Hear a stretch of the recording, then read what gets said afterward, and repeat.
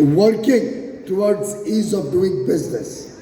We are working towards ensuring that each one of you can carry out your business honestly and efficiently. Prime Minister Shri Narendra Modi is somebody who understands your industry extremely well. In fact, he was the architect of the growth of the diamond industry in Surat. And today, Surat would probably be providing gem and jewellery or goods to the entire world, given the very, very high quality products that are produced in Surat. So in a way, we have Maharashtra, we have Gujarat, both leading this industry, and we have the rest of the country in different ways, adding to the luster of this industry. We had an award winner from West Bengal, we have award winners from the south of the country. This is one industry that shows promise, that has skilled artisans and craftsmen, skilled workmen, which will be in what you want to achieve, where you see this industry in the years. We believe every stakeholder of this industry working in a spirit of cooperation or collaboration whilst competing with each other represents the face of good business or ethical business practices. I have seen, whenever I have interacted with your industry, and I was carefully listening to the comments the captains of this industry had for Mr. Mehta.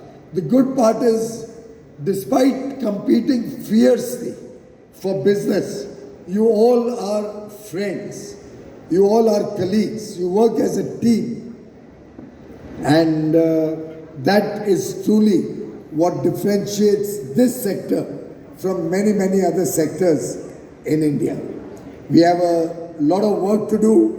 We have a target to achieve $1 trillion of merchandise export and $1 trillion of services exports. So $2 trillion by 2030. We set that target when we were only 500 billion in the year 2021. And most people found that it would be a humongous challenge, near impossible, to expect that from $500 billion in 2021, in a short span of 9 years, we can quadruple it to $2 trillion. But I'm delighted at the hard work, the perseverance, and the tremendous efforts put in by our exporting community. We grew from 500 to 676 billion in the year 21-22, and despite very adverse circumstances throughout the world, more particularly after the outbreak of the war in Ukraine, last year, 22-23, we further grew by nearly $100 billion to achieve $770 billion of exports, an all-time high 60 lakh crore rupees of exports from India. Friends today recognizes India as a bright spot. They look up to Prime Minister Modi's leadership. They recognize him as the most loved leader in the world. They believe that they can trust India. They can trust the leadership of India. They can trust the business persons of India, because Indians are known across the world for the message of peace, for the goodwill that they generate by their hard work, and for the growth that the country continues to show despite very, very challenging times.